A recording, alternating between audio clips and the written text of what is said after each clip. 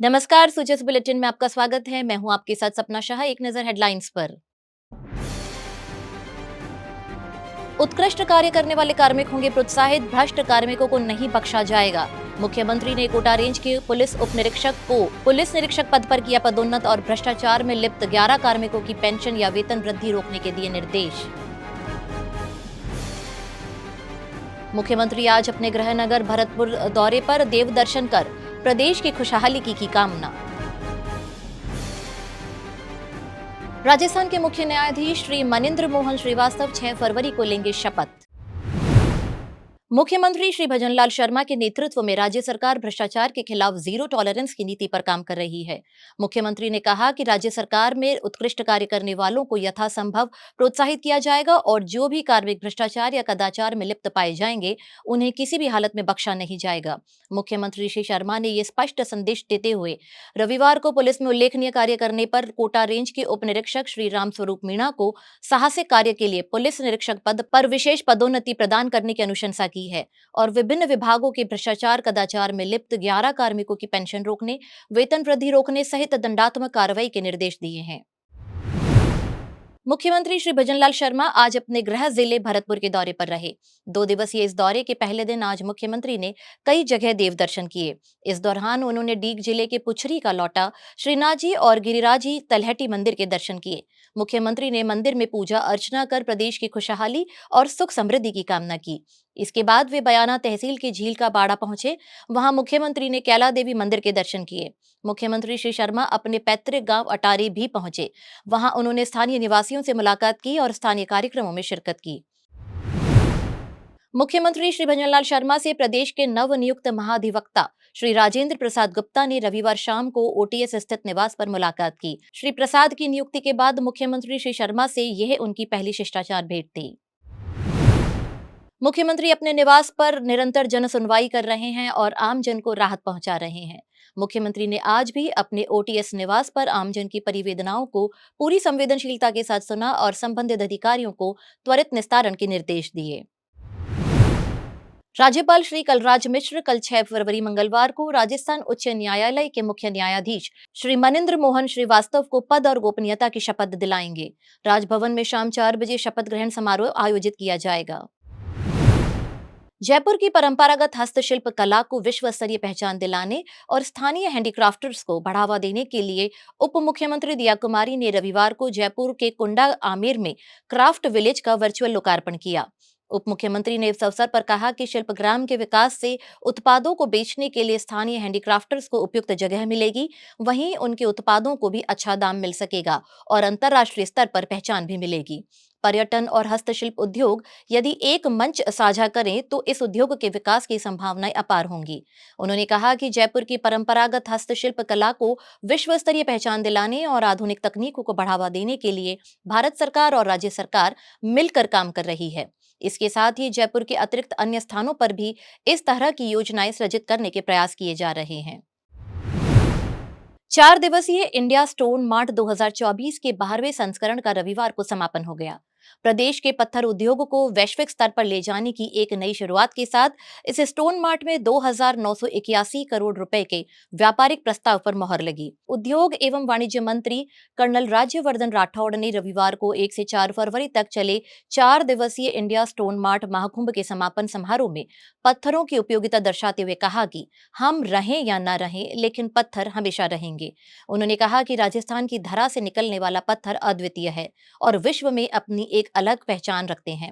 श्री राठौड़ ने बताया कि इंडिया स्टोन मार्ट 2024 के 12वें संस्करण में कुल 948 व्यापारिक बैठकें हुई, जिनमें 2,981 करोड़ रुपए के व्यापारिक प्रस्ताव पर चर्चा हुई और मोहर भी लगाई गई। इसमें 150 अंतर्राष्ट्रीय प्रतिभागियों और 189 मशीनरी और टूल्स एग्जिबिटर्स ने भी भाग लिया। इस दौरान कर्नल राठौड़ ने व्यापार, व्यवहार और विस्तार की परिकल्पना को साकार करते हुए भारत को 2029 तक तीसरी सबसे बड़ी अर्थव्यवस्था बनाने में पत्थर उद्योग के योगदान को सहायक बताया। समापन समारोह में प्रमुख शासन सचिव उद्योग एवं वाणिज्य श्री अजिताभ शर्मा ने भी इस आयोजन को पत्थर उद्योग से संबंधित सबसे बड़े आयोजनों में से एक बताया और व्यापार में ईज ऑफ डूइंग को बढ़ावा देने के लिए सुगम और सुलभ वातावरण उपलब्ध कराने की राज्य सरकार की प्रतिबद्धता को दोहराया। कृषि एवं उद्यानिकी मंत्री डॉक्टर किरोड़ी लाल मीणा ने कहा कि कृषि से जुड़े सेंटर ऑफ एक्सीलेंस किसानों की आय बढ़ाने के लिए आगे बढ़कर काम करें। उन्होंने रविवार को ढिंडोल बस्सी जयपुर में स्थापित राजस्थान राज्य बीज निगम के विधायन केंद्र, राजस्थान ऑलिव कल्टीवेशन सेंटर के उत्कृष्टता केंद्र और अनार उत्कृष्टता केंद्र के अवलोकन के दौरान विभागीय अधिकारियों को निर्देशित किया। कृषि मंत्री ने अधिकारियों से इन केंद्रों को आत्मनिर्भर बनाने पर जोर देते हुए कहा कि इन्हें नाम के अनुरूप वास्तव में उत्कृष्टता केंद्र बनाएं। इन केंद्रों की क्षमताएं काफी हैं, पूर्ण इच्छा शक्ति के साथ दीर्घकालीन योजना बनाकर काम करने की आवश्यकता है। हमारे सवाई माधोपुर में अमरूद है और झालावाड़ साइड में मौसमी है।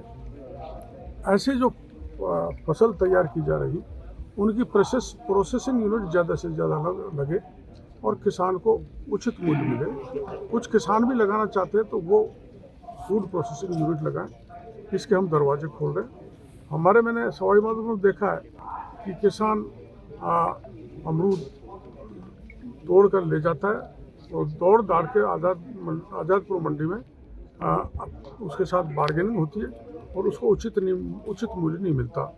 इसलिए हम ये तय करने जा रहे हैं कि वहाँ उसको भागना नहीं पड़े। अमरूद की उम्र 3 दिन से ज़्यादा नहीं होती, इसलिए आपको उचित मूल्य पर उसके अमरूद खरीदे जाए और प्रोसेसिंग यूनिट, हम food processing unit Sawai Madhopur लगाना चाहते हैं। उसका प्रेजेंटेशन भी प्राइवेट पार्टी ने यहाँ पे किया है। आपको बता दें कि वर्तमान कृषि परिदृश्य में किसानों की आय में वृद्धि, आधुनिक कृषि तकनीकों और नवाचार फसल प्रदर्शन के लिए जयपुर के बस्सी में सेंटर ऑफ एक्सीलेंस कृषि विभाग द्वारा शुरू किया गया है। यहाँ विभिन्न संरक्षित खेती संरक्षण तकनीकी संरचनाएं, उच्च तकनीकी युक्त पॉली हाउस, स्वचालित फर्टिगेशन यूनिट सहित पंप हाउस और वाटर हार्वेस्टिंग स्ट्रक्चर, कार्यालय भवन, प्रशिक्षण भवन इत्यादि का निर्माण किया गया है। राजस्थान और अन्य राज्यों से लगभग 8,000 से 10,000 किसान प्रतिवर्ष सेंटर का भ्रमण कर तकनीकी प्रशिक्षण प्राप्त कर रहे हैं। इस तरह हाईटेक खेती अपनाकर किसान अपनी आय में आशातीत वृद्धि कर रहे हैं। गृह, गोपालन, पशुपालन, डेयरी एवं मत्स्य विभाग राज्य मंत्री श्री जवाहर सिंह बेढ़म ने रविवार को अलवर सर्किट हाउस में पशुपालन, डेयरी एवं मत्स्य विभाग की समीक्षा बैठक ली। श्री बेढ़म ने कहा कि पशुपालकों, दुग्ध उत्पादकों और किसानों को आर्थिक रूप से सशक्त बनाए जाने के लिए केंद्र और राज्य सरकार की जनकल्याणकारी योजनाओं से जोड़कर उन्हें लाभान्वित किया जाए।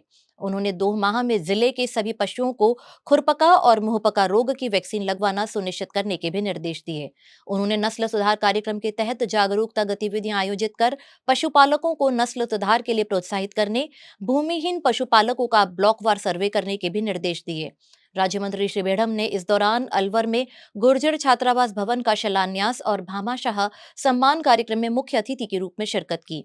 उन्होंने छात्रावास निर्माण में योगदान देने वाले 183 दानदाताओं को भी सम्मानित किया। वन एवं पर्यावरण राज्य मंत्री स्वतंत्र प्रभार श्री संजय शर्मा ने विश्व कैंसर दिवस के अवसर पर अलवर जिला स्थित राजकीय राजीव गांधी सामान्य चिकित्सालय में करीब 2 करोड़ रुपए की लागत से नवनिर्मित 50 बेड के कैंसर थेरेपी वार्ड का लोकार्पण किया। इस अवसर पर उन्होंने कहा कि इस नवनिर्मित कैंसर थेरेपी वार्ड से कैंसर रोगियों को स्थानीय स्तर पर बेहतर उपचार सुविधा उपलब्ध होगी। उन्होंने कहा कि प्रतिवर्ष कैंसर बीमारी के कारण हजारों मरीजों की मृत्यु हो जाती है, अतः कैंसर के उपचार के साथ साथ कैंसर रोग के प्रति जागरूकता बेहद जरूरी है। इस दौरान उन्होंने कैंसर वार्ड में जाकर कैंसर के मरीजों से मिलकर उनकी कुशल क्षेम भी पूछी और उन्हें फल भी वितरित किए। आज विश्व कैंसर दिवस है, उसके निमित्त सामान्य चिकित्सालय में हमारे जो बालक बालिकाएं जो नर्सिंग ट्रेनिंग ले रहे हैं उनके द्वारा कैंसर के प्रति जागरूकता लाने हेतु शहर के अंदर एक रैली निकाली जा रही है। उसमें एक जन जागरण अभियान है। शहर एक तो कैंसर से किस प्रकार से लड़ा जाए, कैंसर की बीमारी होने के बाद घबराए बिल्कुल भी नहीं, धैर्यतापूर्वक उस बीमारी से लड़ने का काम हमारे जो पेशेंट्स हैं वो करें, डॉक्टर पर पूरा विश्वास करें। साथ ही साथ कैंसर के जो कारण है उसके प्रति भी स्लोगन के माध्यम से, नारों के माध्यम से जन जागरण अभियान। राज्य सरकार से जुड़ी महत्वपूर्ण जानकारी आपको मिलती है सुजिस वीडियो बुलेटिन, सुजिस आवाज पॉडकास्ट और सुजिस ई बुलेटिन पर। इसके लिए फॉलो करें हमारा यूट्यूब चैनल @DIPR राजस्थान या फेसबुक पेज और एक्स हैंडल DIPR राजस्थान।